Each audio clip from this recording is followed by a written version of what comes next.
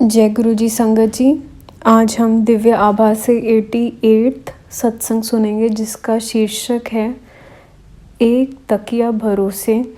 एक ताकिया भरोसा तेरा चरना दा। केवल आपके चरणों में मेरा आश्रय है हे प्रभु।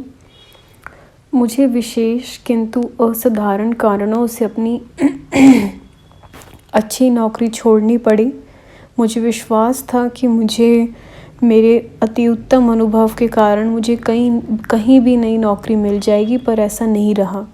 5-6 महीने तक मुझे असफलताओं का सामना करना पड़ा। पहले मेरा आत्मविश्वास, फिर ईश्वर पर से आस्था उठ गई और मुझे सामाजिक अपमान भी सहना पड़ा। निराशा संतोष के साथ साथ संचित धन राशि भी कम होने लगी।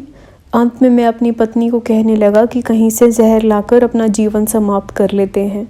मुझे पता था कि ये अनुचित निर्णय है, पर मेरे पास और कोई सहारा या विकल्प नहीं था। इसी समय मेरे एक मित्र ने मुझे फ़ोन किया। उसके सुझाव पर मैं गुरुजी के पास पहुंचा। मैंने एक संत को अपने आसपास के लोगों से बात करते हुए देखा। गुरुबानी के शब्दों की ध्वनि गूंज रही थी। चाय प्रसाद और उसके बाद लंगर बंट रहा था। लंगर के बाद मैंने गुरुजी से आशीर्वाद लिया और घर लौट आया। मैंने गुरुजी से अपने मित्र के परामर्श पर कुछ नहीं बताया। उसने कहा कि गुरुजी को कुछ भी कहने की ज़रूरत नहीं है, वह सब जानते हैं। मेरे मन में विचार आया कि मैं गुरुजी के पास कष्ट में पहुंचा था और कष्ट के साथ ही वापस लौटा हूं, बिना किसी उपचार के। यदि मैं उनको कुछ कह नहीं सकता तो उन्हें मेरी आवश्यकता का पता कैसे लगेगा, और यदि मैं अपनी इच्छा व्यक्त नहीं कर सकता तो उनके पास जाने का क्या लाभ। मेरे मित्र ने दोबारा पास जाने के लिए बोला, किंतु मैंने मना कर दिया और उसको कहा गुरुजी कुछ नहीं कर सकते, क्योंकि उन्होंने मेरी समस्या सुनी नहीं है। एक पढ़ा लिखा और समझदार होने के कारण मैं विश्वास नहीं कर सकता था कि वह भगवान है और सर्वज्ञाता है। अगले दिन ही मुझे एक अच्छी नौकरी के लिए साक्षात्कार की सूचना आई। मैंने अपने मित्र को फ़ोन किया तो उसने कहा ये गुरु कृपा है। मैंने असहमति व्यक्त करी और करते हुए कहा कि मैंने इसके लिए 15 दिन पहले आवेदन भेजा था। साक्षात्कार अच्छा हुआ। मैं परिणाम की प्रतीक्षा कर रहा था। चुने ना जाने पर मुझे आश्चर्य हुआ। अंदर ही अंदर मैं ध्वस्त हो गया और मैंने कहीं भी आवेदन भेजने बंद कर दिए थे। अगले 2 महीने इसी प्रकार निकल गए। मेरी स्थिति अत्यंत निराशाजनक हो गई। एक दिन मेरे मित्र ने दोबारा फ़ोन किया और गुरुजी के पास जाने के लिए बोला। मैं यह सोचकर गया कि प्रयत्न करने में कोई हानि नहीं है। स्थिति इससे और अधिक कितनी ही बुरी हो सकती है। मैं संगत को गुरुजी से आज्ञा लेते हुए देख रहा था। मैं गुरुजी से विनती कर रहा था कि मैं सब प्रयत्न कर लिए हैं और अब कोई मार्ग बचा नहीं है। बार बार उस दिन सुने हुए एक शब्द के शब्द, एक तकिया भरोसा तेरे चरना दा, और सब बैथेन्य दे दिए, मेरे कानों में गूंज रहे थे।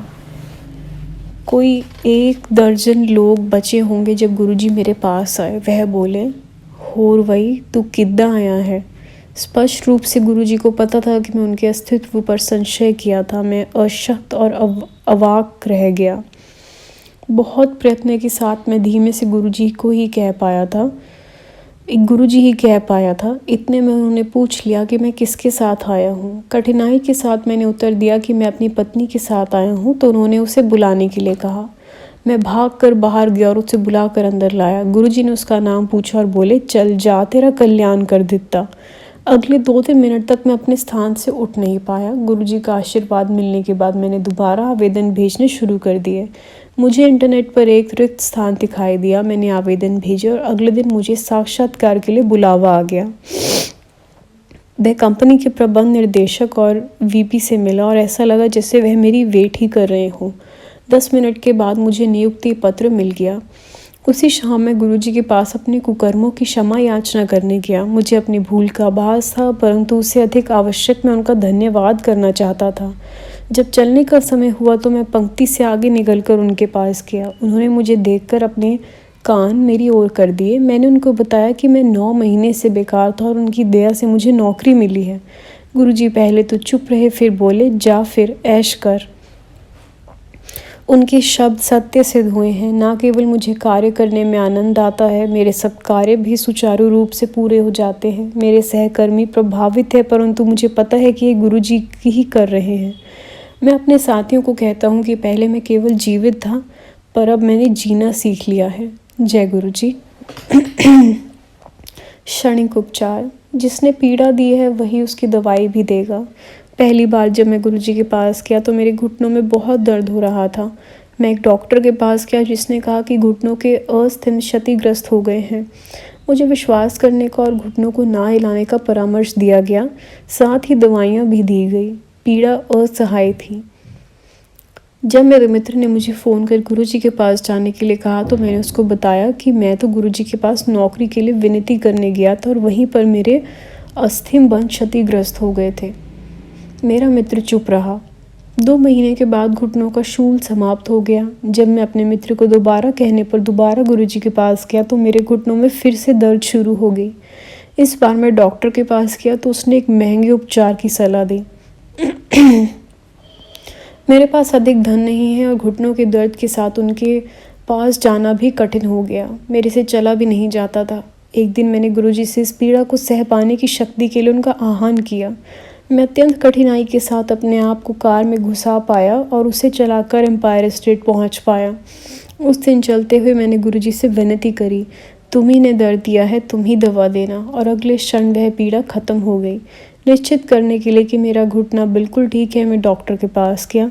मुझसे कहीं अधिक मेरे स्वस्थ घुटनों को देखकर वह हैरान हुआ। उस दिन के बाद मैं किसी डॉक्टर के पास नहीं गया। गुरुजी का उपचार करने के लिए भक्तों से बात करना ही बहुत है। आपको अनुभूति होती है कि वह कुछ करने के लिए कह रहे हैं और उस क्रिया को करते ही कष्ट से आपका निवारण हो जाता है। जय गुरु जी। मैंने धूम्रपान छोड़ा।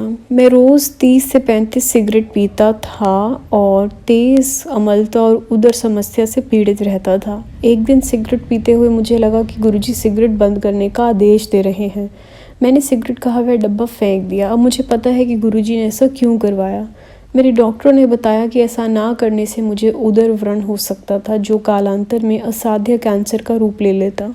रोग का उपचार उसके लक्षण आने से पहले ही हो गया। गुरुजी मेरे मित्र, दार्शनिक, पथ प्रदर्शक, डॉक्टर और अध्यापक हैं। मैं रोज़ उनकी उपस्थिति का आभास कर सकता हूँ। वह भक्तों में उनके प्रिय रूप में प्रकट होते हैं। वह सब भूमिकाएं अत्यंत मनोहर ढंग से निभाते हैं। वह शिव हैं। शुरू से यह अविश्वसनीय प्रतीत होता है। बचपन में हमें सिखाया गया है कि देवी देवता मनुष्य रूप में दिखते हैं। उनके 4 या 8 हाथ होते हैं और उनके वाहन कोई पशु या पक्षी होते हैं, परंतु यह केवल सांकेतिक चित्रण है। इसलिए मैं विश्वास करना अत्यंत कठिन हो जाता है कि हमने इस युग में जन्म लिया है जब शिव इस पृथ्वी पर अवतरित होकर मानव जाति का भला करने खुद आए, परंतु तथ्य सत्य है। जय गुरु जी। यह लिखित है संजीव कश्यप जी के द्वारा, जो कि गुड़गांव से हैं। जय गुरु जी। अनंतम शुक्राना गुरु जी।